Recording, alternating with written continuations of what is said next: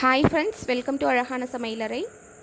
இன்னைக்கு நம்ம kids favorite sweet recipe தான் friends பார்க்க போறோம். வாங்க எப்படி செய்யறதுன்னு பார்க்கலாம். ஒரு கடாயை அடுப்புல வச்சு 1 டேபிள்ஸ்பூன் நெய் சேர்த்துக்குவோம். நெய் சூடானதும் ஒரு ஏலக்காயை தட்டி சேர்த்துக்குவோம். அதுக்கப்புறம் 1 கப் அளவு துருவின தேங்காயை சேர்த்து ஒரு 2 நிமிஷம் வதக்கிக்குருவோம். ரொம்ப வதங்கணும்னு அவசியம் இல்லை ஃப்ரெண்ட்ஸ், லைட்டாக வதங்கினா போதும். கலர்லாம் சேஞ்ச் ஆகக்கூடாது. இந்தளவுக்கு வதங்கினதுக்கப்புறம் இதில் 1 கப் அளவு பொடிச்ச வெல்லத்தை சேர்த்துருக்கேன். அதையும் சேர்த்து நல்லா வதக்கிடுவோம். வெல்லம் நல்லா கரைஞ்சி வரணும். இப்போ பாருங்கள், வெல்லம் நல்லா கரைஞ்சி வந்துருச்சு. இப்போ ஸ்டவ் ஆஃப் பண்ணிடலாம். நம்மளோட பூரணம் ரெடி ஆயிடுச்சு. இப்போ மேல் மாவு ரெடி பண்ணிக்குவோம். அதுக்கு 1 கப் அளவு அரிசி மாவு எடுத்திருக்கேன். 1/4 டீஸ்பூன் உப்பு சேர்த்து நல்லா மிக்ஸ் பண்ணிடலாம். இப்போ 1 கப் அளவு தண்ணி சேர்த்து அதை நல்லா கொதிக்க வச்சுக்குவோம். நான் கொஞ்சமாக ஃபுட் கலர் சேர்த்துருக்கேன் ஃப்ரெண்ட்ஸ், இது ஆப்ஷனல் தான், பார்க்க அழகாக இருக்குங்கிறதுக்காக சேர்த்துருக்கேன்.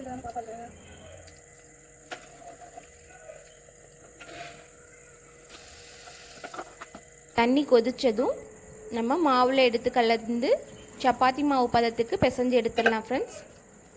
1 கப் அரிசி மாவுக்கு 1 கப் அளவு தண்ணிங்கிறது கரெக்டான அளவாக இருக்கும் ஃப்ரெண்ட்ஸ்.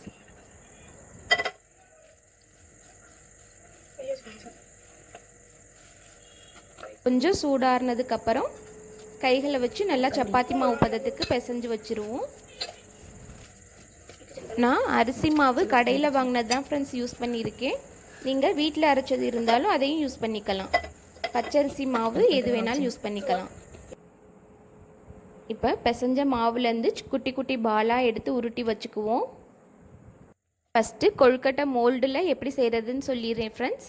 இந்த மாதிரி மோல்டில் 2 பக்கமும் நல்லா எண்ணெய் தடவி அதை க்ளோஸ் பண்ணி வச்சுக்கிட்டு நம்ம உருட்டி வச்சுருக்க பால்ஸை அதை உள்ளே சேர்த்து நான் செய்கிற மாதிரி செஞ்சுக்கங்க ஃப்ரெண்ட்ஸ். நடுவில் பூர்ண வைக்கிறதுக்கு நல்லா அழுத்தி விட்டுக்கணும். பாருங்கள் இந்த மாதிரி. இப்போ நம்ம பூர்ணத்தை உள்ளே வச்சிடலாம். இது ரொம்பவே ஹெல்த்தியான ஸ்நாக்ஸ் ஃப்ரெண்ட்ஸ். டேஸ்ட்டும் ரொம்ப சூப்பராக இருக்கும். கண்டிப்பாக செஞ்சு பாருங்கள். செய்கிறதும் ரொம்ப ஈஸி தான். இது மோல்டு இல்லாமலும் செய்யலாம். நெக்ஸ்ட்டு மோல்டு இல்லாமல் செஞ்சு காமிக்கிறேன். இந்த மாதிரி நல்லா ஃபில் பண்ணதுக்கப்புறம் மோல்டிலேருந்து நம்ம கொழுக்கட்டையை ரிலீஸ் பண்ணி எடுத்துடலாம். பார்க்கவே அழகாக இருக்குல்ல. இப்போ மோல்டு இல்லாமல் எப்படி செய்கிறதுங்கிறத சொல்லித்தரேன் ஃப்ரெண்ட்ஸ். இந்த மாதிரி ஒரு பால் எடுத்து கைகளில் வச்சு நல்லா பரத்தி வச்சுக்கிட்டு நடுவில் பூரணத்தை வச்சு ஓரங்களை இந்த மாதிரி மடித்து நம்மளுக்கு என்ன ஷேப்பில் வேணுமோ, பால்ஸாக வேணும்னா அதே மாதிரி பால்ஸாக உருட்டிக்கலாம் ஃப்ரெண்ட்ஸ். இல்லைன்னா என்ன ஷேப் வேணுமோ அந்த மாதிரி செஞ்சுக்கங்க. இப்போ நான் அந்த மோல்டு ஷேப்புக்கே செஞ்சுருக்கேன். இட்லி பானையில் வச்சு ஒரு 10 நிமிஷம் அவிச்சு எடுத்துடலாம் ஃப்ரெண்ட்ஸ். அவ்வளோதான், நம்மளோட ஸ்வீட் ரெடி ஆயிருச்சு.